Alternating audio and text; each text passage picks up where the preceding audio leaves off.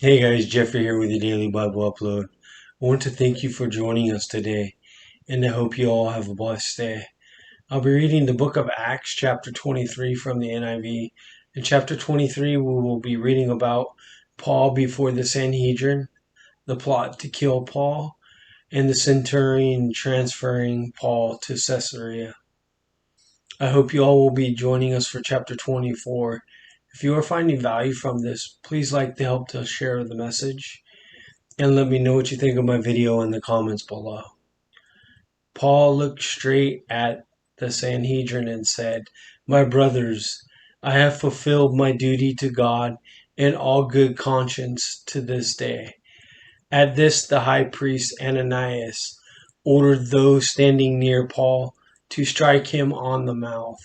Then Paul said to him, "God will strike you, you whitewashed wall. You sit there to judge me according to the law, yet you yourself violate the law by commanding that I be struck." Those who were standing near Paul said, "How dare you insult God's high priest?" Paul replied, "Brothers, I did not realize that he was the high priest, for it is written, 'Do not speak evil about the ruler of your people.'" Then Paul, knowing that some of them were Sadducees and the others Pharisees, called out to the Sanhedrin, "My brothers, I am a Pharisee, descended from Pharisees. I stand on trial because of the hope of the resurrection of the dead." When he said this, a dispute broke out between the Pharisees and the Sadducees. The assembly was divided. The Sadducees say that there is no resurrection and that there are neither angels nor spirits. But the Pharisees believed all these things. There was a great uproar, and some of the teachers of the law who were Pharisees stood up and argued vigorously. "We find nothing wrong with this man," they said. "What if a spirit or an angel has spoken to him?" The dispute became so violent that the commander was afraid Paul would be torn to pieces by them.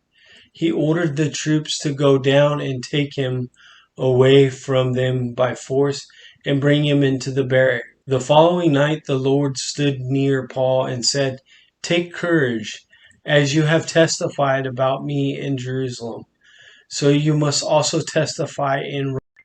The next morning some Jews formed a conspiracy and bound themselves with an oath not to eat or drink until they had killed Paul. More than 40 men were involved in the plot.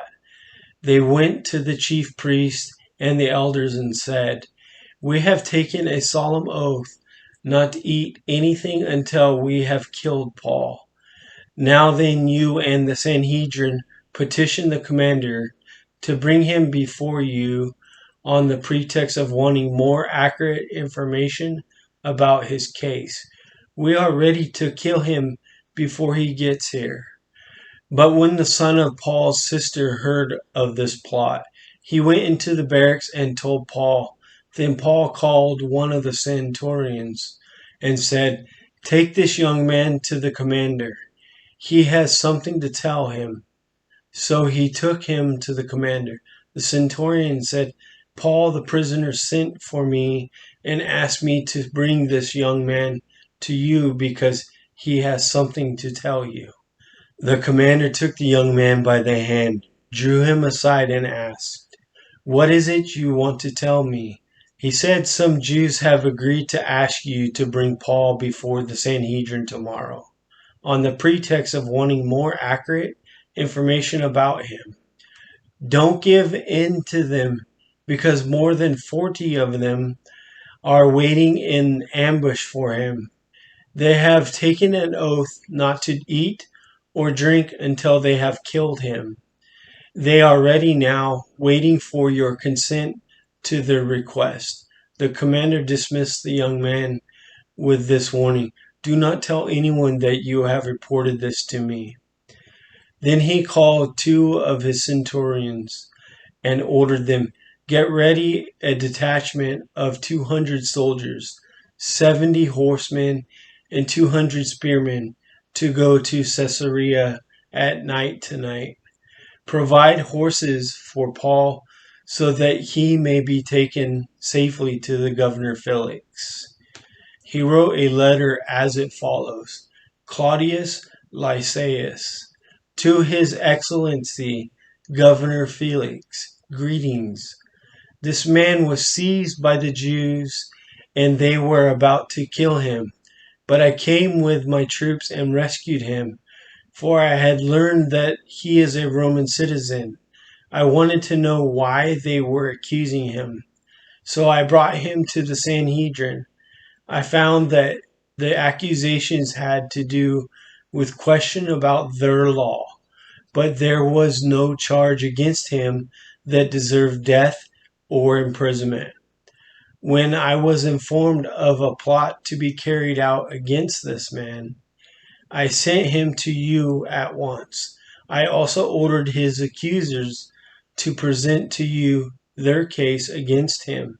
So the soldiers, carrying out their orders, took Paul with them during the night and brought him as far as Antipatris.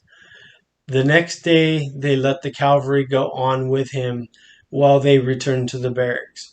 When the cavalry arrived at Caesarea, they delivered the letter to the governor and handed Paul over to him. The governor read the letter and asked what province he was from.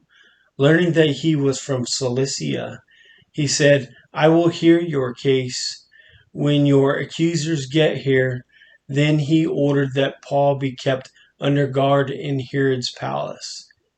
Thank you all for joining us today. I hope you all have a great day, and I look forward to seeing you again tomorrow. Blessings.